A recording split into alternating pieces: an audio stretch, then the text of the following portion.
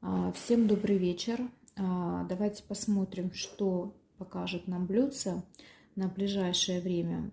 Первое, смотрите, будет обговариваться какие-то моменты, связанные с каким-то перелетом. Возможно, вы куда-то далеко отправитесь, да, либо же будете помогать близким куда-то отправиться далеко. Может быть, в другое государство, да, либо же на какой-то дальний период времени вам придется куда-то уехать. Также, смотрите, есть момент того, что вы окружены как-то, знаете, плохими людьми, плохими языками, клеветой какой-то. Есть люди, клеветники, сплетники вокруг вас, завистники есть. Также есть две преграды на вашем пути, да, то есть одна поменьше, другая побольше.